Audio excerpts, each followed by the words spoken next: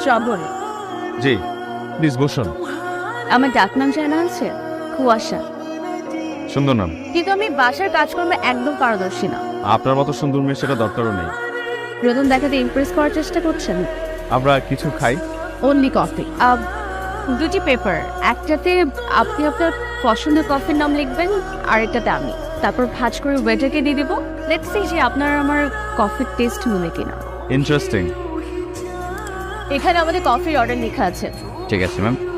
কি ভাবছেন, মেয়েটা একটু পাগল আছে? না, আপনার ব্যাংকে কিরকম ক্যাশ আছে? আমার অ্যাকাউন্টে কত টাকা আছে রাইট? 61,300। আপনাদের কফি দুটো মিলে গেছে, দুইটাই ক্যাপাচিনো। আমাদের সব কিছু কিভাবে মিলে যাচ্ছে তাই না? আর কফিটা খেতে খেতে আপনার ফোন নাম্বারটা আমাকে দিয়ে দেন।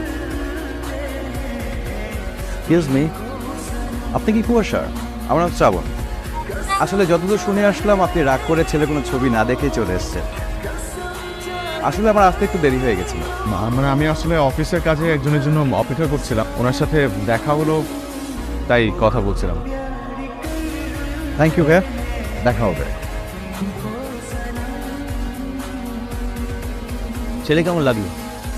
আজকে রেস্টুরেন্টে খুবই মজার একটা ঘটনা ঘটেছে জানো?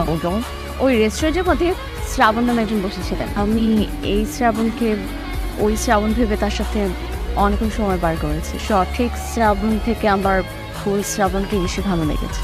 যে ছেলেটাকে তুই মোটামুটি বলছি সে ছেলেটা কিন্তু আসলেই ভালো। আমাকে একটু সময় দাও না। ওকে।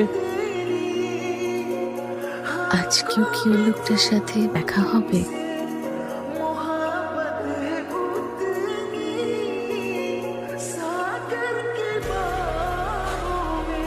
উনি কি আমার নাম্বারটা সেভ করেছে?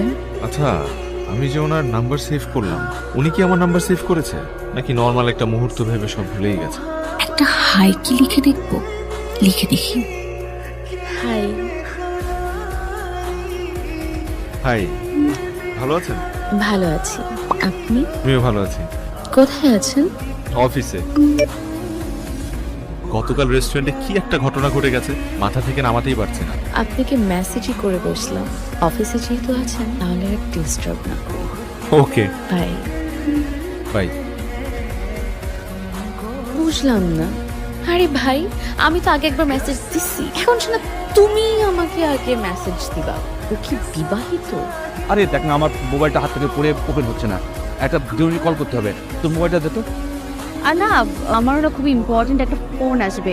1 মিনিট কথা বলবো, খুবই জরুরি। প্লিজ। আবার সে মেসেজ